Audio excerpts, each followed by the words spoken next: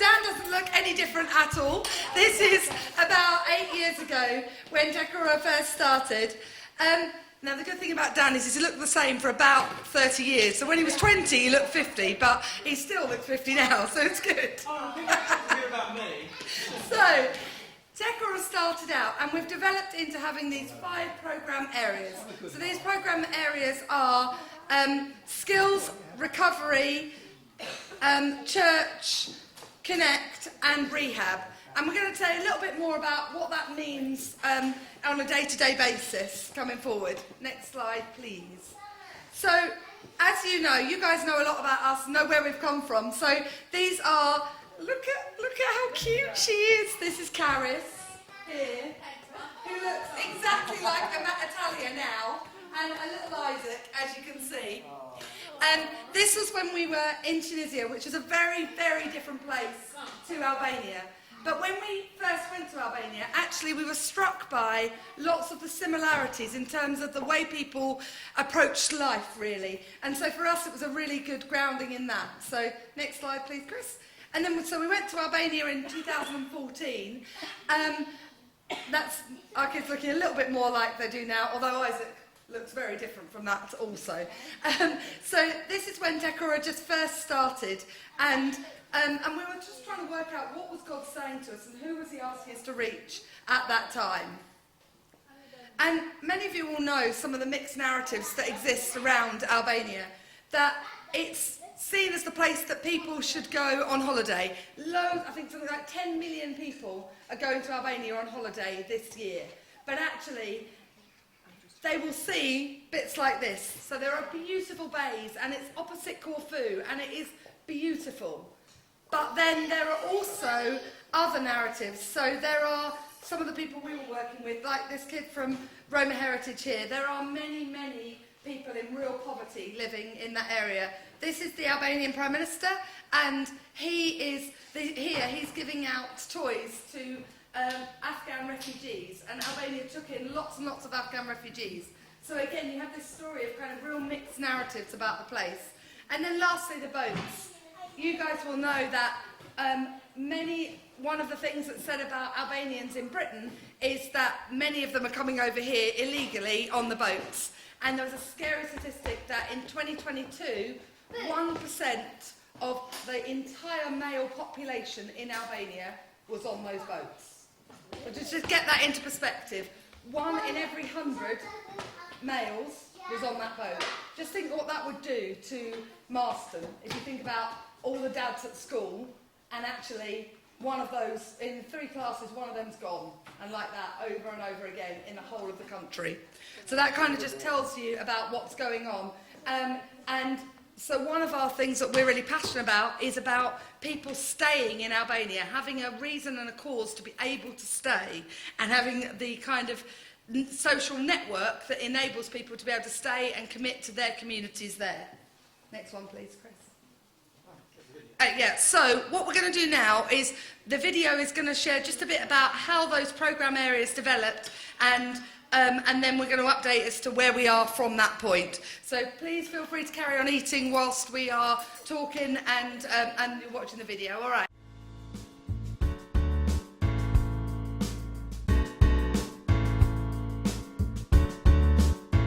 Oh, I heard that his love is running over.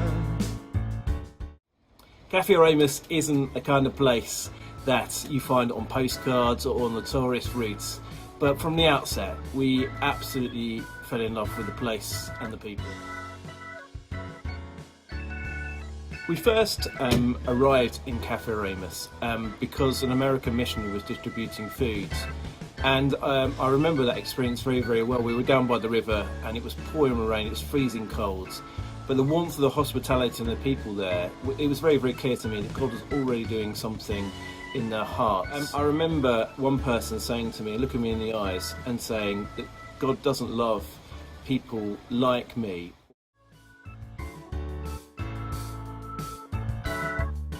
5 years ago, we started with some small pilot projects that blossomed and grew and flourished into 5 programme areas: Connect and Recovery, and church and rehab and skills. And these 5 programme areas, they all interconnect. And together we hope to see, and we dream of seeing, a more flourishing community, a place where everyone's included and everyone can participate. From the very beginning in 2016, our aim has been for Tek Ura to be an effective bridge for people, a place of connecting with God and with each other, a place of respiration and flourishing where all people are included and can actively participate in their community. So in January 2016, after a period of listening to a whole range of people and prayer, following God's lead, we founded Tek Ura in one of the poorest areas of Tirana. We're still grateful to be able to rent and adapt an old grain storeroom situated literally at the bridge, just a few metres away from the riverbank and in the heart of the community. With your support, we transformed it into a place that could be shared, a community hub, used as a connecting point, a safe place to meet and be together. Of course, Tek Ura in essence isn't about an organisation, it's about people. And over the last 5 years, people have used all different words, have all different emotions about what Tek Ura means to them. For me, is being part of a big family. Për mua Tek Ura është një mbështetje shpirtërore dhe një përkraje shumë e madhe për mua dhe për fëmijët e mi. Për mua Tek Ura është një vend ku kam gjetur ndihmë në kohë nevoje. Cheers! Over the past 5 years, we've been a place of diversity and inclusion for young, old, middle-aged, married, single, divorced, engaged, healthy, sick, rich or poor. People of all skin colours, ethnicities, nationalities and all abilities are embraced. On our 5th birthday, we can celebrate how God has transformed us from a group of people who would once not share a room into a people who better embrace difference and all that God has created.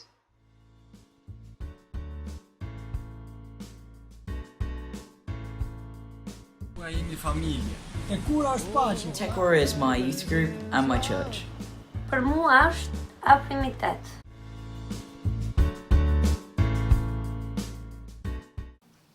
So go quickly just talk through what kind of difference Tek Ura is making. Then we're going to hear the perspectives, if you like, of people from us who've gone out there, Anita and Liz. So if I could quickly go on to the slides, Chris.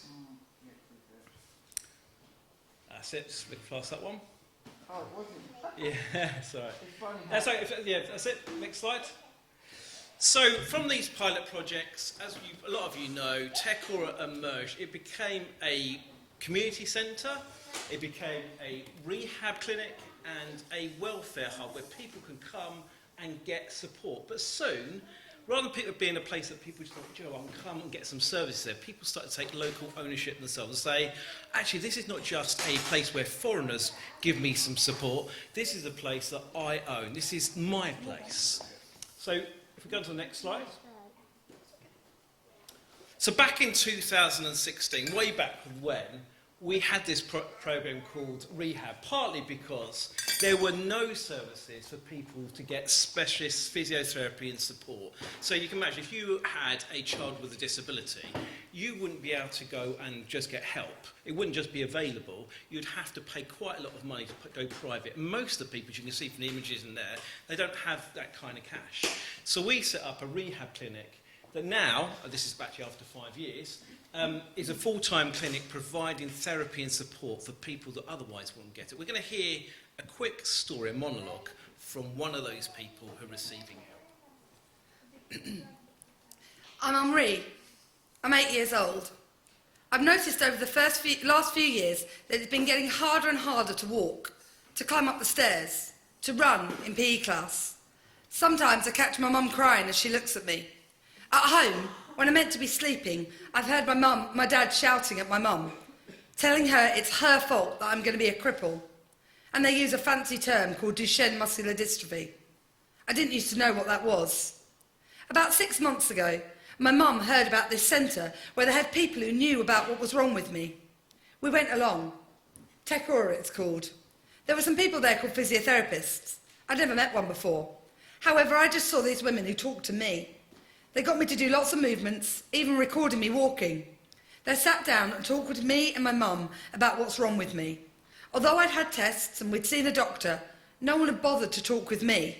I'm 8, I'm not stupid. It was hard to hear the reason why I find it hard to move and that things will get worse. But at least I understand, and I don't think it's my fault anymore. I've been going to Tek Ura every week now, and my mum goes often to speak to the other mums there. I really like it that she does that, as at home she's blamed for everything. I live in the apartment at the top of my house. Other people in my extended family have apartments below me, but they won't move, so my mum often has to carry me up the 4 flights of stairs when I'm tired. They say it's her fault that I'm disabled because she looked after me badly as a baby. The physiotherapists at the centre have told my mum that that's not true, and she feels better knowing that's not the case.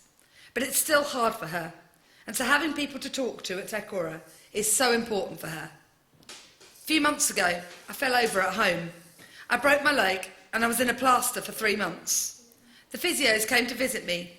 They spoke with the school, made sure I got work to do, even helped me to get a wheelchair and to get to school when I was allowed. Now I'm back visiting the centre to get a bit stronger if I can. It's not easy, but I want to walk for as long as I'm able. I feel that the people at the centre care for me and that I have a future for however long I'm here.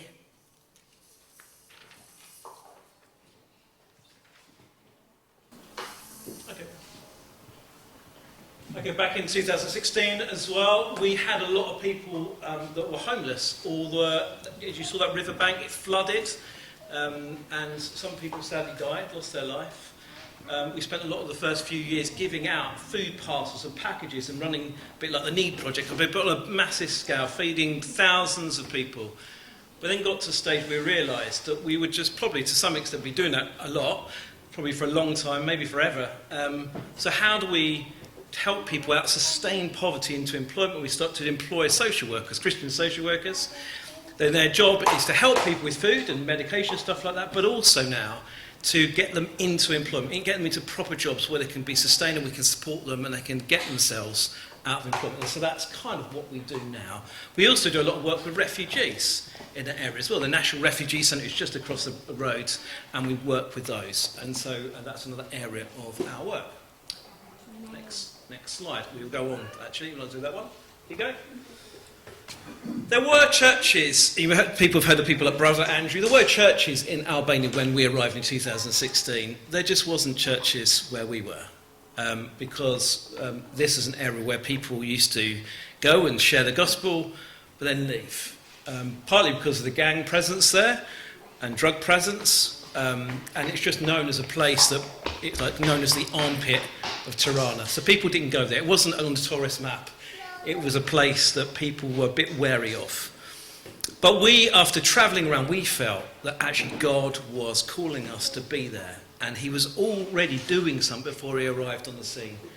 And secondly, this slide was done after 5 years. And 5 years later, there's 70 members of the church. We called an Albanian pastor that I mentor and still do, and now the church has over 100 people in Tirana. Next slide. Okay. I'm Lyra. I've never felt like I belonged anywhere. I grew up in an orphanage. There were loads of kids like me there. Kids from Roma heritage whose families couldn't take care of them. Once I left there, I met someone, had children, and then, well, life just spiralled out of control for a while. I wasn't well. Looking back, I realised I needed help for my mental health problems, but it just meant that I lost my 3 girls to a place similar to where I grew up. In the last 15 years, things have been better. I moved in with my cousin, and she cares for me. I have a job. I sell clothes in the villages locally, and people are good to me. About 3 years ago, I heard about the Tek Ura Centre. My cousin had been there sometimes. I thought I'd go in, see what they were doing. I'm not sure what drew me in, really. I went first to talk with Rogers, and he said he's the social worker there. He was Roma, like me. It made me feel that I might not be rejected straight away. If this centre had employed someone from my heritage, well, maybe that says what they think's important. But then Matilda, who worked there too, invited me to one of the church groups. I've always thought God was real, Just never thought he'd want anything to do with me. I've also never been to any other kind of church. I mean, I just felt I wouldn't be welcome there. In this group, I don't know why really, but I feel like I belong. We talk about Jesus, but I've started to feel that in this group, it's a place where I can be myself. I can talk about how sad I am not to see my daughters, but also I can talk about what knowing Jesus means to me. I got baptised last year. Well, why wouldn't I? To share with others that I know finally I'm loved by Jesus and that I have a place that I belong, whatever has gone before.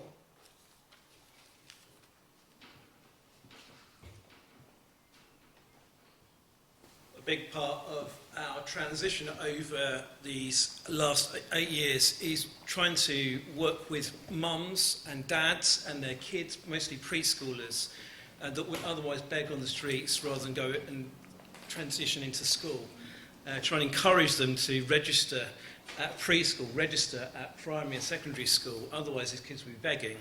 And so we set up homework clubs and weekly English classes and resources. A lot of the people that come into those, they're referred by social services or health or the refugee service.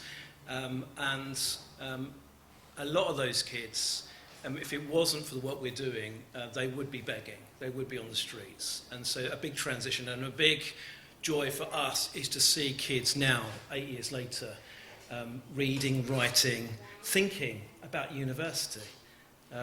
They would have been otherwise been collecting metal and plastic on the streets. And so that's the kind of impact that service in skills, as we call it, has made. And lastly, sorry, we're not going to listen to that story for the moment.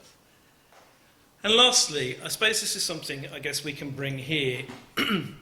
When we started at Tek Ura, people wouldn't share a room. I think I might have said that to you before. People literally would not share a room together. You'd have white people on one side of the room and black people on the other. You'd think this is 2025, or back then it was 2015, 14. But that was reality. And so we spent a lot of time trying to work with the community to break down barriers through just helping people to listen to each other's stories, to understand their culture, understand what were the root of that discrimination, and starting to put together little projects where, especially with young people, where we start to encourage people to build friendships from an early age. And now we see a community not just is worship, not just gathering together, but worshipping together. You know, kids walking to school together, you know, kids playing sport together and respecting each other. And so these are things are much bigger than the sum of the parts, much bigger than Annie and I, much bigger than Tek Ura. This is God breaking down barriers, and that's one of this large section of our work is involved with something we call Connect. Not just about people doing something to the community, but doing something with, so they have ownership of what we're doing as well. Values are central, Jesus is central in that, but a community centre that people go, yeah, do you know what, that's my centre too. That is a place that I belong to. So next slide, Chris. We're going to leave this one. So 5 projects. We have 2 centres now, some years later. One in Durres, which is by the coast. Sounds romantic and nice, but it's actually a port. A bit busy, commercial, a 40 minutes drive away. And one in the capital city. Our centres are obviously not run by us all the time, because we work here and we're with you.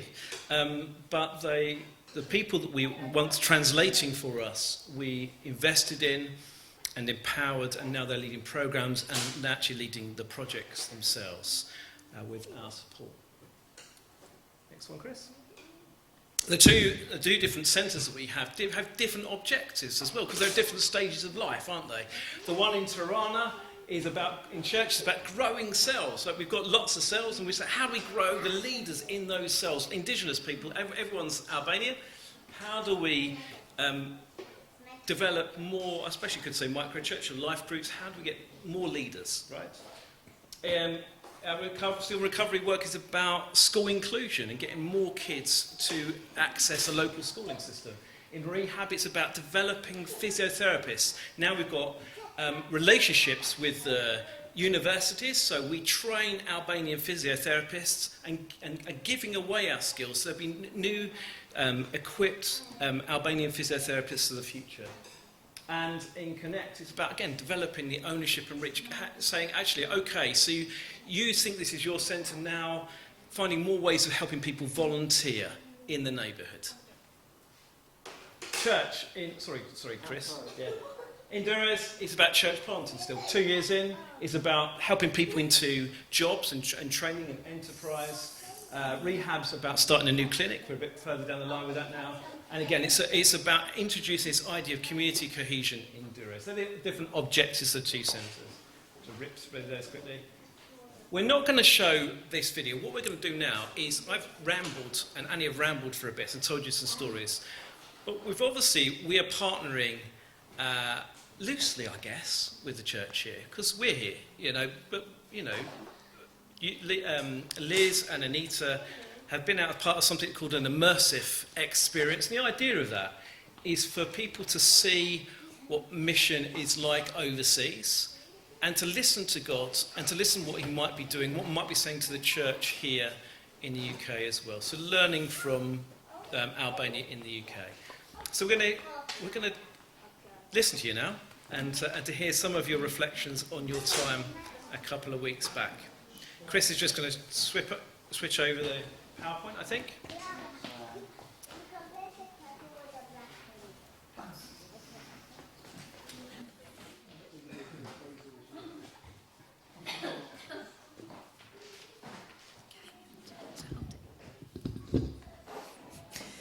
Okay, as most of you know, Liz and I had the opportunity to go to Albania for a few days as part of Immersive 25. Correct me, Dan or Annie, if I get anything wrong, but okay, any of the facts. This is only the second year that a team has gone from the UK to visit different projects run by Tek Ura. So we were a group of 12 of all ages, from 20s to 70s. And we all got on very well together. It was a brilliant team. Okay, here's a photo of the UK team with some of the Albanian team from Tek Ura that we got to know really well as well. So there we are, outside the building in Tirana, Tek Ura in Tirana. People on the immersive team came from 7 different churches in the UK. That's including this church. They were some of the 30 plus churches that support Tek Ura all around the UK, and that Dan and Annie visit regularly to share about the work there. Some of these churches have been supporting the work of Tek Ura for a long time. Here is a photo of the Tek Ura Centre in Tirana. We've got it there? Yeah. So we flew on the 28th of April to Tirana and came home on the 2nd of May. So we're now going to talk about some of the Albanian team that we met who work at Tek Ura in Tirana. Okay, now you've already seen Yuri. He's Tek Ura's pastor, a lovely and dedicated man. He works 40 hours a week at the centre, but he also works 20 hours as a customer service employee because he has to provide for his family. He has a 14-month-old and a 3-year-old, so he works very hard. He's an extremely effective communicator, and he uses art and creativity, and we'll talk more about that in a minute.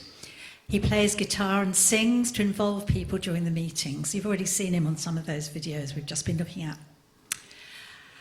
Also Matilda. Now, I wonder if we go on to the next, Chris, could we go on to the next?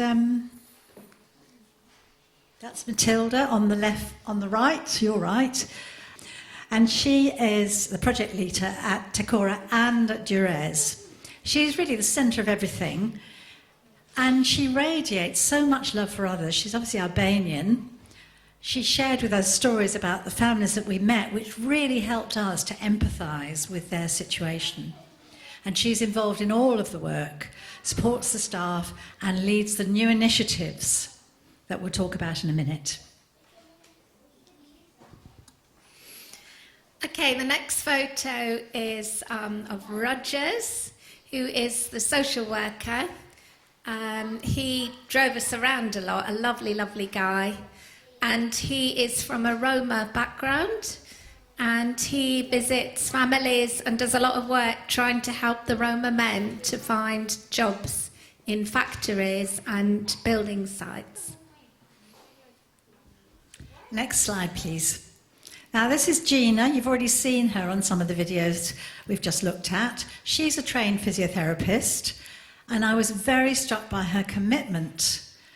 Of the 120 physios that trained with her, 3 are left in Albania now. They've all gone abroad to work, but she has stayed with the project because she believes in it. She works in the schools to get the physically disabled into the classroom. They are entitled to 2 hours a day teaching assistant, but they can only stay for the rest of the day if their parent is with them. And of course, a lot of the parents can't stay because they're working. She also runs health sessions, things like contraception, men's health, and a support group for parents with disabled children. Okay, so this is a photo of Iralda, the children's worker. So she runs English classes for Roma children aged 6 to 13, homework clubs and mother and toddler groups. And she also runs a class teaching Albania to refugees that I sat in on, which was really interesting. God's given me a real heart for refugees, and I wanted very much to be there. One man was from Saudi Arabia, and the one that really touched me was there was a man from Gaza there, and he found it so hard to focus because he was so worried about his wife and 2 of his children who were still in Gaza. So he'd come to Albania with the baby who needed an operation. And there was also a lady from Tajikistan and one from the Ivory Coast. And Iralda, it was just such a lovely atmosphere. Some of these were hurting people, but Iralda was so patient and welcoming, just showing the love of God in action and really supporting them. There's also another team who we didn't get to know quite as well because we were more in Tirana, in Durrës, a project leader, physio, children's worker and social worker. So they're sort of in among all the people there. So we're going to talk now about what really impacted us. So I think for me, it was meeting some of the Roma people, hearing their stories and seeing where they live. Their lives are tough, as you can see. Their homes are very basic, yet they were so warm and friendly. Many have now become Christians, and it was such a joy to worship with them in an evening service of about 70 people. And they were all mixed together. You've got the Roma people and the Albanian white people, and they were all mixed together, just praising God together. And it was very special. There was a lovely older lady who had just been baptised, and she was just so full of joy. She really touched my heart as well. Anita. What's her name? Anita. Oh, she was lovely. And the staff at Tek Ura, again, made them all so welcome and showed them love. And these are people that are shunned and despised for most of Albanian society. They can't just go into the centre of Albania. And it made me think that these are the sort of people Jesus went out to, people on the edge of society. And they have found acceptance, support and love in Tek Ura. Okay, now we're going to talk about the physio a little bit. This is Gina, who you also, I've just mentioned. She is the rehab leader of rehab. I attended a physio session that she led. The little boy was called Alicio. He was 5 years old and he had cerebral palsy. And as Dan pointed out, you don't get there's no National Health Service there. No physio for you, unless you get the free physio from Tek Ura. And he had laid flat on his back for 5 years. No need for that, but, he got no help. The state provides no specialist equipment, such as wheelchairs, and no specialist support, such as language therapy. Gina is desperately short of resources and depends on donated equipment. A couple of physios came over with us and brought some stuff with them. We saw some wheelchairs which had been donated second-hand from another church in England. This little boy, Alicia, I haven't got any photos of him because I didn't take any, I didn't think it was appropriate. She'd adapted a bodysuit for him, which another child had had, and she'd used Velcro to put it on him, which meant he could sit up.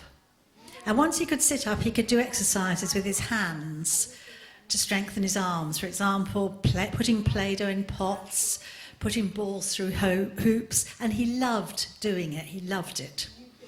I also had a chat with his amazing mother. She had a translation app on her phone. She goes through the exercises at home with him, as well as looking after his lively twin brother Danio. They cannot attend kindergarten because there's no teaching assistant available. So 5 years old, they're stuck at home with nothing very much.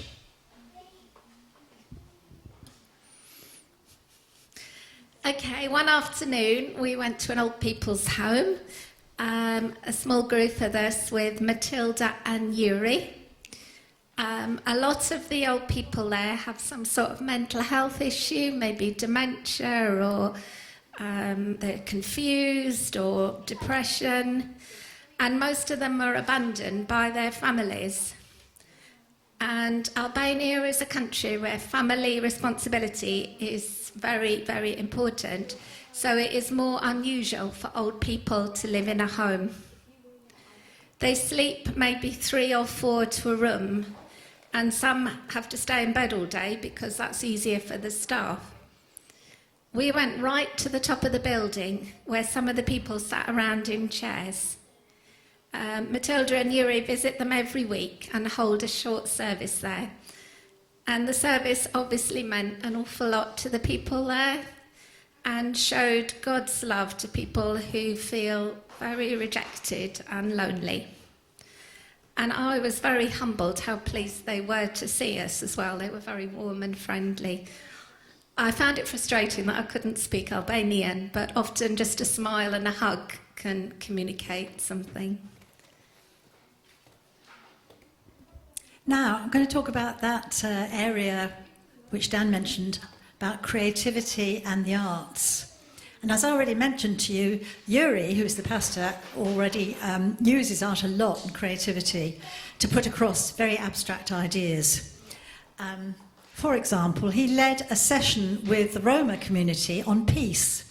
We were asked to name the areas of our lives that needed peace. And then Dan actually wrote a poem based on our words, which has now become a song, which we had at the beginning of the service. So that's really lovely. We then, in another separate session, we painted sheets of colour, which we then cut up to form the word pace, peace, surrounded by an abstract pattern. And the abstract pattern echoes the one painted on the wall outside Tek Ura. And the one outside on the wall says hope, and that was done, I think, during COVID. When we went over to Jures, which is, that's the one on the wall, okay, just outside the centre from the time of COVID, hope. Now, at Jures, we met the factory women. Chris, can we go on to the next slide, please, now?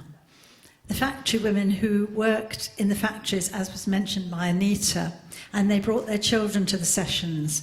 And we painted a very large pot with dots. And you can see the children doing that there, but the adults did it as well. And the dots spelt out the word faith. And if we could have a look at the pot, there it is, the finished pot. It was filled with soil and sown with seeds to show the symbolic growth of faith. And it's now outside the centre at Jures. And again, that echoes what was said in the service this morning when Dan was talking about, it's actually Annie, wasn't it? Talking about the little seeds and how they grow and how one little seed can be grown into something beautiful.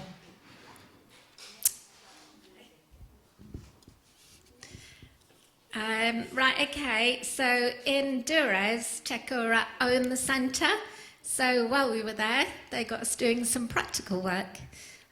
So we did a little bit of painting and some gardening, and I think that's a picture, yes, of one of our team doing some painting, so that was good. The people who work there don't have much time for that, so they were very grateful for us doing some practical work. So in Durres, we met some factory women who work in the factories.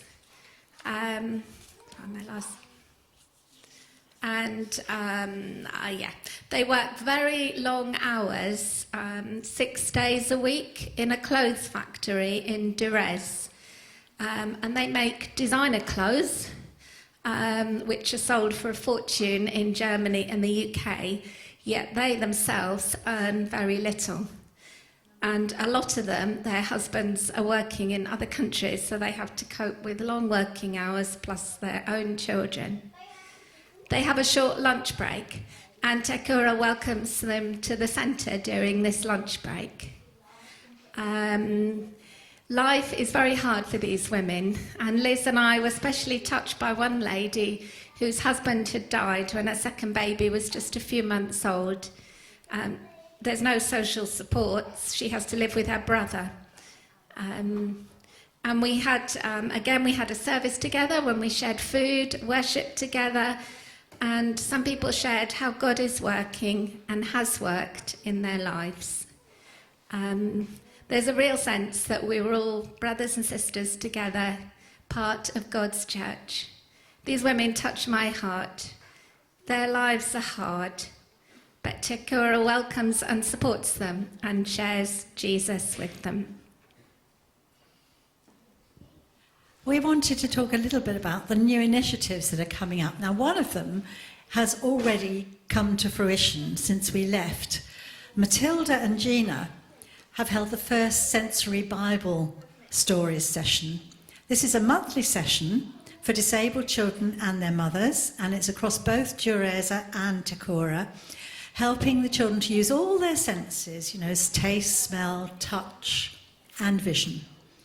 And an unexpected bonus is that it's also proving to be a support group for the mothers involved, who can often feel very isolated. I haven't got any photos for this, I'm afraid, because it's more abstract, but other initiatives include liaising with embassies to collect their plastic bottles and tin cans. That's the main source of income for the Roma.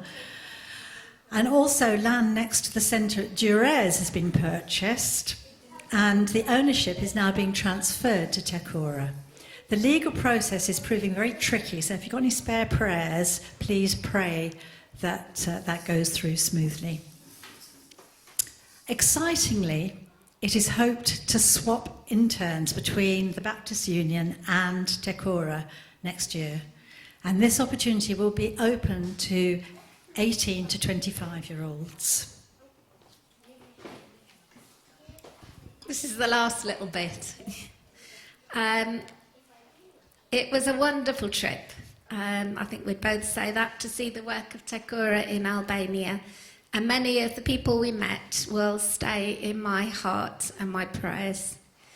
The team very much showed people on the edge of society God's love, and were very much Jesus' hands and feet to needy people there. Yeah, there we all are in Durres. I would actually encourage you to go, to meet for yourself the team and the people they work with. It was a very special few days. Here's a picture of the three of us by the sea near Durres. I know several people have already said that they would like to go, so maybe a Vale community trip might be possible, and more of yourselves would be able to see what God is doing in people's lives in that part of Albania. Can you just give them a quick round of applause? Say thank you very much. That's brilliant. Really, really good. I'm not going to subject you to another video. We've got a video, but these guys have already presented a lot of what we would have shown. I just want to firstly just say we whilst we just had this as the second immersive trip we've had in Albania, we had lots of different groups of people come visit, and there was a tangible kind of sense of togetherness of this team, wasn't there? Lots of joy and tears and laughter and really deep things shared. If you don't mind me saying, on one of the last nights, I asked a whole bunch of them to share some quite deep things of what God's doing in their lives. What difference has God made in your life? To women who work 58 hours a week, and like you say, he's got some terrible stories. And both Liz and Anita, I won't say what you said, but they shared very, very real things that you would have gone, oh, I'm not sure whether I should share that. And it gave the other people freedom to just have this amazing spirit-filled time of people sharing real things that God had done in their lives through trauma, through the tough stuff, the real stuff. And it was a real blessing and the feedback from the team in Durrës and from the community was one of saying, oh, they were a great team, weren't they? They were great. Everything, yeah. And so excellent feedback. You're a real blessing to our communities. I thought it'd be quite nice for us just to finish, rather than what we're doing, Chris. We'll leave the slides, and I think we can park that. We do have a video and stuff we can put on the, we can circulate. But it'd be good to, if you've got any questions, and just spend a couple of times in prayer just before we close. Does anyone have any questions for Anita or Liz or me or Annie about Tek Ura? About what God's doing there or here? What is the rough size of the Roma community? I was going to take this too. The rough size of the Roma community, it's several thousand actually. I mean, in terms of identity, there are 5 different tribes, or 6 if you include what people call as Egyptian or Gypsies is a negative term in Albania, but we use that here. They're actually people of Roma descent, originate from India rather than Egyptian. I was going to say, I mean, the challenge of statistics about the Roma communities is that many people, because of discrimination, are often not documented and often don't have the legal... So one of our things that we do often, because if you don't have documentation, then you can't access schooling. But many people are worried if they do that, the authorities will know about them. And there is a deep mistrust in Albania of authorities because of communism and because of essentially the state watching everything people were doing. And so that is a real challenge and a real barrier. It's estimated to be probably about 50,000 people of Roma descent in Albania. Again, you get a real mix of people, and a number of people now reclaiming that as a positive thing, and that's something that we're really passionate about. So these guys mentioned Rogers, and Rogers is a real passionate advocate for people from the Roma communities to be standing up and speaking for their communities, but also as somebody who's faced discrimination but has been to university and has a master's, he is able to say, look, actually, to young men, Roma men who are saying, oh no, I can't get a job, I have to work on the black market. He is able to say in a way that we can't, actually, it's tough. It's really, really hard. Yes, discrimination exists, but we can work with you and it can look different. And actually, you can get a job, you can be working and all of those things. So, yeah. Is it getting better, do you think? Oh, that's a question, isn't it? In terms of discrimination, I think the reality is we all know that racism exists everywhere. Perhaps some aspects of that are becoming less tolerable, but I would say that even 3 years ago, I went into a group where I was going to be running a taking some of the kids with disabilities for, it's like a soft play centre. And I went in and I said to them before, oh, is it all right if I do this and everything? Owner, absolutely lovely, no problem at all. So I went along with the kids from the rehab programmes. The majority of those kids aren't from Roma heritage for lots of reasons, no issue. I then 2 weeks later, said to Aralda, who was running the Stay and Play programme, I said, oh, it's a lovely centre. Should we take the kids along there? She said, great idea, let's go, yeah. So I went along, didn't bother asking, because we'd been the last time and it was no issue at all. Walked in with these kids from Roma Heritage, and the woman said, well, they can't come in here. What are you doing? Why are they here? Now, I was able to go because this is available for everybody and because I'm here. And by the way, we're not having that kind of discrimination here because as a foreigner, I can do that. But if they'd have gone in on their own, they would have been turned away. So, yes, I think in some aspects it is considered, there were some ways that things people wouldn't say, but in reality, that discrimination is still there, simmering under the surface. And I think particularly... I mean, Roger runs education programs with us. Yeah, I think particularly, as with any kind of racism, the reality is those who are going through the bins in Albania, nearly every single one of those that you see is from Roma heritage. And so then it just reinforces those stereotypes of, oh, those people are dirty, well, they don't work, they don't do this, they don't do the other. So, again, you're constantly fighting that, obviously. Yeah. I mean, Yuri and Roger's both from Roma backgrounds. They still get openly called names in the street. They get spat at, you know. And like we've just said, the people you saw by the riverbank, they never go into the city centre. The Tirana city centre's got some lovely... It's quite a lovely kind of city centre now, but they wouldn't ever go there. And so they're spending a lot of time doing education programmes, trying to, you know, talk about Roma heritage and promote the positives, but the reality is that that's an ongoing process. How do you feel in yourselves when you come back off the plane from Tirana? Do you feel that you've left home and coming here, or how do you balance the two? Someone asked me, I think you might have asked me that actually. I think the difference is, it's a bit like writing a love letter to someone, your girlfriend or your wife, or actually being with them. And that's, for me, that's the difference. Yeah. So, I'm feeling quite emotional looking at some of the things I saw on the screen, because I deeply love them. I deeply love Anita. I baptised her. I miss them, deeply. And so that doesn't just go away, does it? We have some context. We feel privileged to. You asked. We did a passport over there. And I said, "May I write down the nationality?" She said, "Daddy, what's nationality?" I said, "Where you're from?" She went, "Albania." Right. That's. Yeah, where are we from? It's where you put where your heart is, isn't it? And so we want to say the same about Marston in a few years' time. We want to say, I love that place. Oh, yeah, and we do. We learn to love Marston. We learn to love you. But we really do love that place. Because we've given our whole 10 years of our life to it. It's also worth. I'm fortunate to pick on her, who's here. Our eldest daughter, who's here.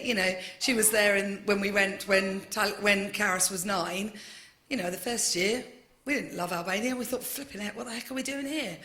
What is this place? Actually, who are these people? What we're doing, Lord? What does it look like?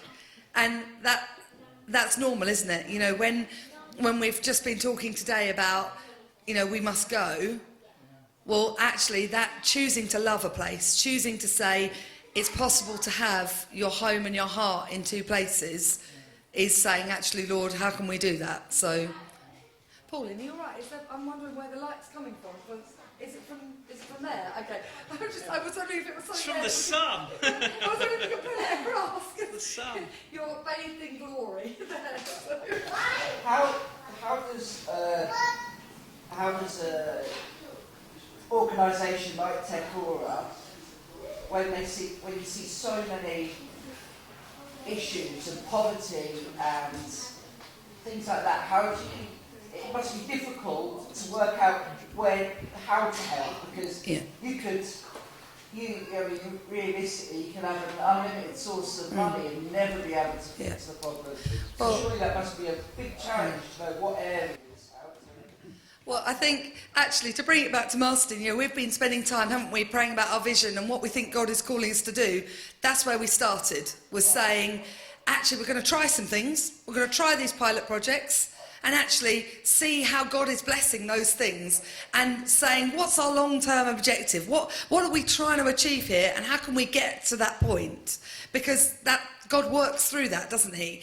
And you're absolutely right. You know, there are loads and loads of things that we choose not to get involved in for a whole number of reasons, because we recognise either it might be that we can signpost someone to another organisation that something's being done, or we say, actually, that's not in our skill set, for example. So at the moment, we'd love to have a logopedic speech and language therapist. We'd love to have a speech and language therapist, but we don't at Tek Ura, and I'm not a speech and language therapist, so therefore, at the moment, we will signpost our kids that need speech and language therapy, we will signpost them to some other places. So we go by saying, does this go with the vision that we believe God has given us for this place? Does this fit with the objectives of where we're trying to get to? And then also, do we have the skills to meet these needs? And then we go, but sometimes, just sometimes, something happens that's completely outside of that. And I'll say, for example, the refugee work. So I said about Edi Rama, the Prime Minister, was showing the giving toys to the Afghan refugees. And that happened when Afghanistan fell to the Taliban, which I think was 2021. And at that point, lots and lots of Afghans came to Albania, about 3,000, so a lot. And we said, look, they're not in our neighbourhood.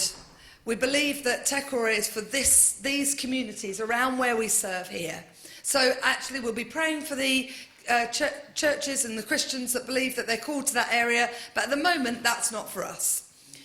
And, you know, we thought that's fine, we'll even collect some things, send them off, whatever. But then, the National Refugee Centre, just about 2 minutes walk from the centre in Tirana, started taking in lots and lots of refugees. And one of our community members, an Albanian Kosovan guy, came and he said, oh, I met this guy locally and he really needed some things, and I know that we can give that, and that's what we should do as a church, isn't it? So what are we going to do? And we said, oh, OK, well, better do something then. Now, did that fit initially with what we thought were the objectives? Were we thinking we were going to have programmes with refugees and we were going to be teaching Albanian? No. But did we say, OK, Lord, you've put this 2 minutes from our doorstep, how can we provide and how can we step up? Well, yes, we did. So sometimes we also, alongside that, we have to expect to be doing something that we may not necessarily seen as part of the plan. I think we've started lots of things where we've not had any money for. I think that's basically the answer, is that I believe strongly that God opens doors and closes them. And if God wants us to go through a door, he provides for it.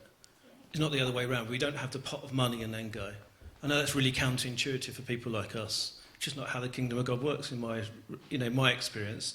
I keep looking at Peter, because Peter's got lots of experience, and Pauline of being in church life over these decades. Isn't that true, Peter? Sometimes vision comes first and then the money. Well, I think always, isn't it? Is it always like that? We just, in terms of the budget, often we've had no money for it. Nothing. Not a bean. Like someone approached us in this residential home, and he said, I've heard you've been doing some groups, would you come and do some here? And I said to this man, who's not a Christian, in the residential home for lots of people that live basically in this residential home waiting to die. And I said, well, we run Christian groups. We talk about Jesus. He goes, yeah, those, yeah. Christian groups about Jesus, would you come and do them? And I could have gone, well, we don't have any budget for that. I was really sorry. It cost us, we went back, we have to go in there, that's a door that's opening, isn't it? And we have to make that work. And God will provide. The refugee centre and the people you're talking about, we had no budget. We had no programme called refugee work. Let's go and raise money, let's go and get a grant. But God provides. Tek Ura a few years ago looked like it had a major sponsor was pulling out. We had no money. I went through the Bible looking at all the verses in the Bible about God providing for his people. And now we have 35 churches support Tek Ura. Because God provides when we have a vision and we step out in faith. That's the way around the kingdom works, if I'm honest. doing to them. That's good. Yeah. The other, looking back, faith should come first. Yeah. Yeah. Don't wait for the money to do that. Where Yeah. faith is. Yeah. The other thing is thank you, because I did say that I was to know about Tek Ura. Yeah. Because you're obviously going out there. And for us here, we live a charmed life. Yeah. And yet we moan about Yeah. hardships. We've got Yeah. no money. Yeah. And you see that, and you realise that half the world, probably more than half the world lives there. Yeah. Yeah. We need to know. Yeah. Basically. So we need to keep telling. Thank you. Thank you. That's really helpful. Yeah. And I think alongside that, you know, when that bit that I was just saying today about let's go and bring joy, for me, the most joy I see is in some of the people who have very, very little and very little to be joyful about. So this lady Anita, who I was speaking about, the story that I read is pretty much based on Anita, about the church, about her daughters being lost, etc. And that is a woman who has had hardship in ways I can't even comprehend, but yet is choosing to say, I want to know what knowing Jesus means, and I want to share that with others, and I want to be joyful in that too. And look, you know, I'm as cynical as the next one a lot of the time, but actually there is something that we can learn through that. And I think that is, you know, talking about what does this mean for us here, you know, that is my great passion, is that I want us at Vale to be a place that is humble enough to say, goodness me, I've got so much to learn from the Anitas of this world, from people who've had very little, but yet are saying, yeah, Jesus, I want to follow you. And what does that mean? Because the more we can be like that, and I speak to myself more than anyone else, the more we can make a difference in this place where we are now as well. I think also people in Albania have a sense of expectation that God will do something in a way that we perhaps don't here in the UK as well. They have an expectation that He will turn up, you know, because they don't, and a desperation for Him in many respects. Any more questions before we just have a few minutes of prayer?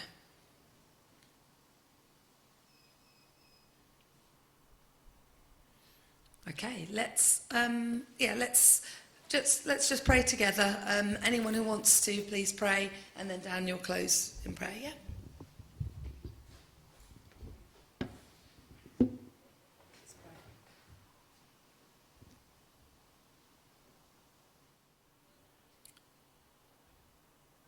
It says in the book of Isaiah, the Lord says, "Whom shall I send? Here I am, send me," says Isaiah. As we look at the images on the screen, the faces of some of the people, and Lord, we see your face in them. We see your heart in their stories. In people's lives that it feels sometimes we have no right to see you in. Why would Anita echo you, show you, have your joy, your heart, your love, given that she lives in a rubbish dump?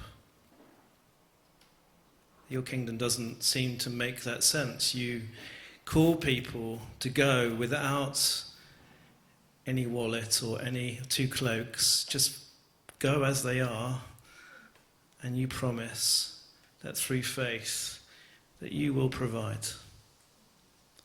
Well, that's the same message in Albania as it is here. Lord, may we have the eyes to see people as you see them, to see you in the people around us in our neighbourhoods, to hear your voice and be willing to go to them, to share your love with them, to share your message of hope to a world that is desperate to hear it. Lord, may we have the heart of Isaiah, not to question you and say what if, or I don't, or it's just to respond with, yes, here I am, send me. So Lord, may those words rest with us as we consider what they mean, not just for Albania, but more importantly for the people which we're called to, the people in our communities here, in our workplaces, in our schools, in our neighbourhoods. Pray these things in Jesus' name. Amen.